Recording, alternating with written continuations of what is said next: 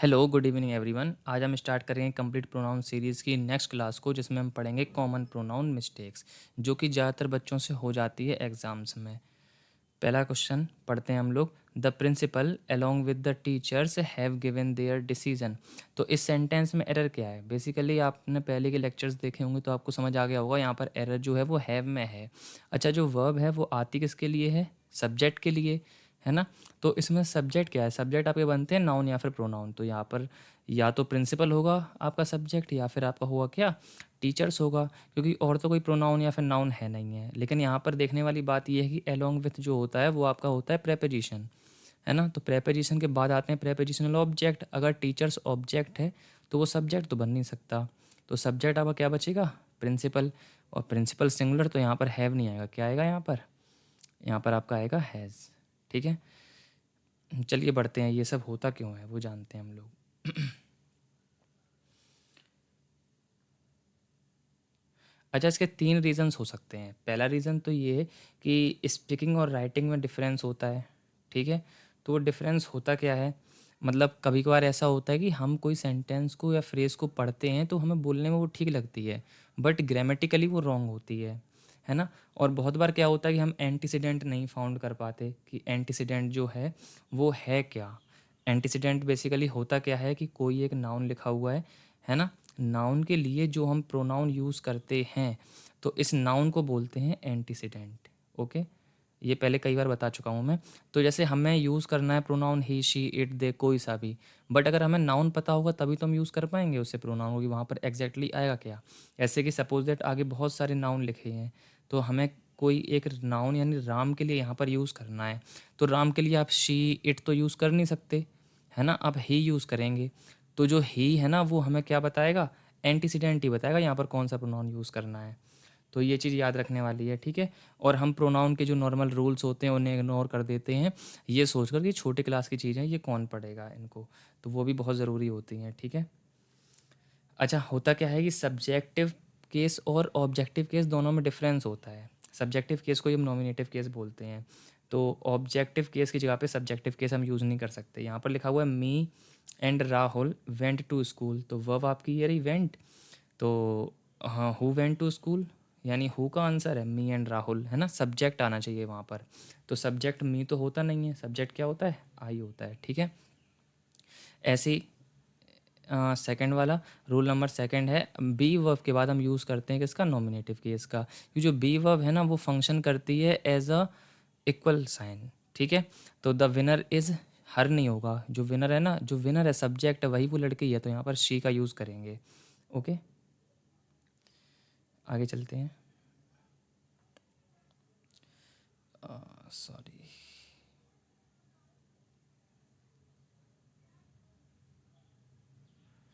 तो आगे आपका प्रेपोजिशंस और कंपैरिजंस। अच्छा, प्रेपोजिशंस के बाद आते हैं प्रेपोजिशनल ऑब्जेक्ट, यानी वो तो आपके ऑब्जेक्टिव केस ही आएगा, प्रोनाउन का कोई भी हम यूज़ करेंगे वो। तो बिटवीन आपका preposition between you and I, तो ये गलत है। गलत वो इसलिए, यू तो सब्जेक्ट ऑब्जेक्ट दोनों सेम होता है, बट आई का ऑब्जेक्टिव केस मी होता है। तो यहाँ पर हम किसका यूज़ करेंगे? मी का, ठीक है, याद रखना। प्रेपोजिशन के बाद हमेशा आते हैं ऑब्जेक्टिव केस। और जब कंपैरिजन करते हैं, कंपैरेटिव डिग्री का यूज़ करते हैं, तब आपको पता होगा कि comparison always takes place between two equal things. मतलब दो समान चीज़ों के बीच में तुलना करते हैं। आप किसी जगह की तुलना किसी प्लेस से ही करोगे, है ना। मिठाई से नहीं कर सकते हो। आप ऐसे नहीं बोल सकते हो जो दिल्ली है वो पेठे से ज़्यादा मीठी है, नहीं बोल सकते। ऑकवर्ड साउंड करेगा और उसका कोई मतलब भी नहीं है, ठीक है। यहाँ पर देखना, इसके बाद देखो आपका सब्जेक्टिव ऑब्जेक्टिव दोनों ही केस आ जाते हैं। अगर सब्जेक्ट की कंपैरिजन कर रहे हैं तो सब्जेक्ट से ही होगी, और ऑब्जेक्ट की कंपैरिजन कर रहे हैं तो ऑब्जेक्ट से ही होगी। ये चीज़ याद रखना, ठीक है। She is smarter than I, तो शी की हम लोग कर रहे हैं कंपैरिजन, तो आई सही है यहाँ पर, ठीक है। शी लाइक्स हिम, अब हिम की कंपैरिजन कर रहे हैं तो ऑब्जेक्टिव केस ही चाहिए हमें। ओके, ये चीज़ याद रखना। नाउ अब हम बात करते हैं पजेसिव एंड रिफ्लेक्सिव प्रोनाउंस की। तो होता क्या है, जो पजेसिव प्रोनाउन है ना वो बताते हैं ओनरशिप यानी मालिकाना हक, और जो रिफ्लेक्सिव प्रोनाउन है वो बताते हैं, देखो दो प्रकार के प्रोनाउन होते हैं, रिफ्लेक्सिव और एम्फेटिक। दोनों ही सेम होते हैं। सिंगुलर के साथ हम लगाते हैं सेल्फ और प्लूरल के साथ लगाते हैं सेल्फ्स, है ना। ऐसे माई, आई सिंगुलर होता है तो माई सेल्फ, है ना। वी आपका प्लूरल होता है तो अवर सेल्व्स होता है। ही सिंगुलर तो हिम सेल्फ होता है। शी सिंगुलर हर सेल्फ होता है ना। दे इनका प्लूरल होता है तो देम सेल्व्स का यूज़ करते हैं। होपफुली आपको ये सब पता होंगे। तो होता क्या है, जो परेसिव प्रोनाउंस होते हैं ना, वो बताते हैं ओनरशिप यानी मालिकाना हक, किसी चीज़ पर किसी का अधिकार है तो उसको बताते हैं। इन सब के अपने अलग अलग केस होते हैं। तो जैसे कि एपोस्ट्रोफी में यूज़ नहीं करते हैं इनका, है ना। ऐसे मैं लिख दे रहा हूँ यहाँ पर, जैसे आई का आपका होता है क्या, माइन। अब देखो बेसिकली होता क्या है कि प्रेसिव प्रोनाउंस और एजेक्टिव दोनों होते हैं।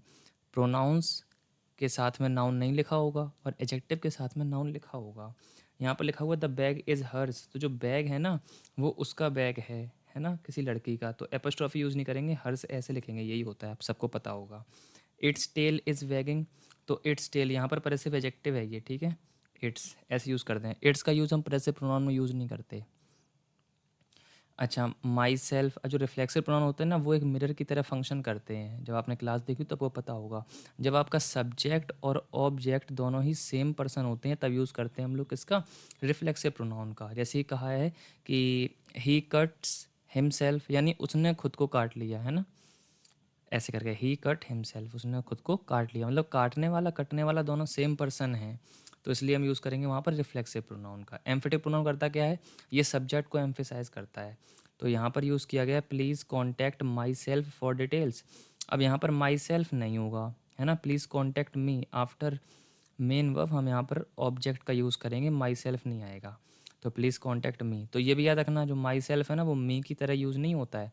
मी एक ऑब्जेक्टिव केस है, माई सेल्फ यूज़ करते हैं हम तब जब सब्जेक्ट और ऑब्जेक्ट दोनों ही सेम पर्सन हो, ठीक है। होता ये भी ऑब्जेक्ट की तरह यूज़ करते हैं इसे, बट केस याद रखना, ठीक है, रिफ्लेक्सिव का। अच्छा, रिफ्लेक्सिव और emphatic never as a simple subject और ऑब्जेक्ट। तो सिंपल सब्जेक्ट सब्जेक्ट तो कभी बनता ही नहीं है, ठीक है, याद रखना। ना ही रिफ्लेक्सिव ना ही एम्फेटिक कभी भी सब्जेक्ट नहीं बनते।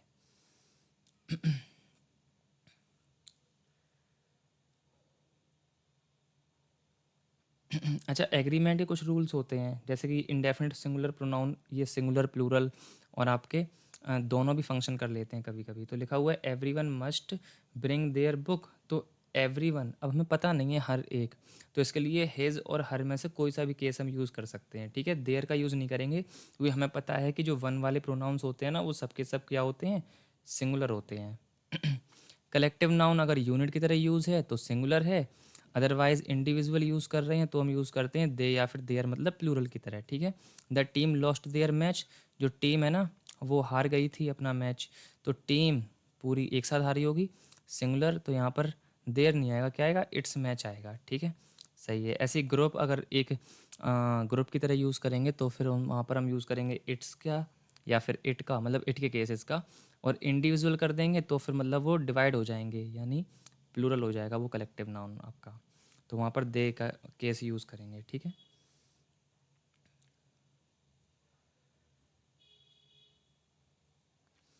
अच्छा, ये भी याद रखना, और नॉर के बाद में जो नियरेस्ट नाउन होता है ना उसके अकॉर्डिंग हम प्रोनाउन का यूज़ करते हैं, ठीक है।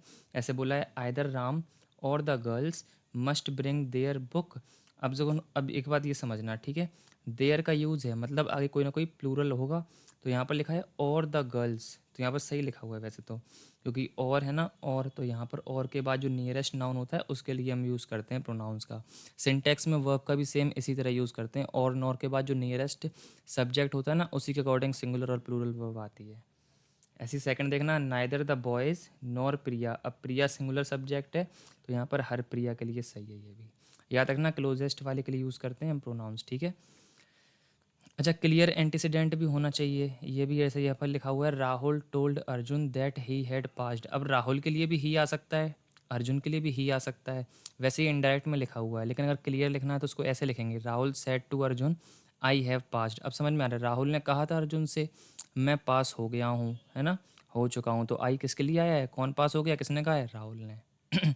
और आई फर्स्ट पर्सन सब्जेक्ट के लिए यूज़ कर दें तो यहाँ पर पता है आपको किसके लिए यूज़ किया गया है, राहुल के लिए, ठीक है। कुछ क्वेश्चंस करते हैं आगे। अच्छा, ये देखना ज़रा, नेवर, अच्छा ये पूरा स्क्रीनशॉट ले सकते हो आप, समरी के टाइप में है, कहीं पर पेस्ट करके दोबारा से ये 10 जो रूल्स हैं उनको देख सकते हो, ठीक है। अच्छा, ये एक्सरसाइज कर लीजिए ज़रा। पहले हम लिखा हुआ है me and my friend went to the market, तो यहाँ पर क्या मिस्टेक है, यहाँ पर आपका मी नहीं होगा, है ना, मी की जगह पे क्या होगा, आई होगा, ठीक है। The team celebrated their victory. अब team singular as a unit function कर रहा है, तो यहाँ पर इट्स विक्ट्री होगा, ठीक है। अच्छा, बिटवीन यू एंड आई नहीं होगा, बिटवीन प्रेपोजिशन है तो फिर मी का यूज़ करेंगे। एवरी वन सिंगुलर है तो यहाँ पर देयर नहीं आएगा, क्या आएगा, हेज या फिर हर में से कुछ भी यूज़ कर सकते हो। Please send the details to आपका प्रेपोजिशन। पढ़ा था हम लोगों ने प्रेपोजिशन के बाद हमेशा ऑब्जेक्टिव केस आते हैं, तो यहाँ पर माई सेल्फ नहीं होगा, क्या होगा, मी का यूज़ करेंगे। The winner of the context was, अब वॉज आपकी बी की वर्ब है ना, तो जो विनर है ना वो कौन है, अब विनर इक्वल का साइन का मतलब कि रिप्रेजेंट करेगा, है ना, कि सब्जेक्ट जो है वही वो लड़की है, यानी सब्जेक्ट ही तो है, तो सब्जेक्टिव केस का यूज़ कर लो, शी का। Neither of the boys brought their book, तो नाइदर ऑफ द बॉयज़ है ना, तो बॉयज़ के लिए देर आएगा यहाँ पर। नाइदर होता क्या है वैसे, सब्जेक्ट देखना यहाँ पर, ऑफ आपका प्रेपोजिशन है ना, प्रेपोजिशन के बाद उसके ऑब्जेक्ट, तो बॉयज़ तो सब्जेक्ट हो नहीं सकता, तो नाइदर आपका सब्जेक्ट है। नाइदर का मतलब होता है दो में से कोई भी नहीं, कोई भी नहीं मतलब अनकाउंटेबल, अनकाउंटेबल को सिंगुलर फंक्शन करता है ना, तो यहाँ पर देयर की जगह पे क्या आएगा, हिज बुक होगा। आइदर प्रिया और द बॉयज़, और के बाद नियरेस्ट नाउन बॉयज़, तो यहाँ पर आपका देयर बिल्कुल ठीक है। आगे चलते हैं, इसका आप स्क्रीनशॉट ले लीजिए और आप ये करके कमेंट में इसके आंसर्स कमेंट्स कर देना, ठीक है, लिख देना, पेन डाउन कर देना। आज की क्लास आपकी यहीं पर ख़त्म होती है, मिलते हैं आपसे अगली वीडियो में। अगली आपकी जो क्लास है वो प्रोनाउंस एक सेकेंड, अगली आपकी जो क्लास है वो प्रोनाउंस रिपोर्टेड स्पीच के ऊपर होगी, ठीक है। तब तक के लिए बाय बाय, टेक केयर।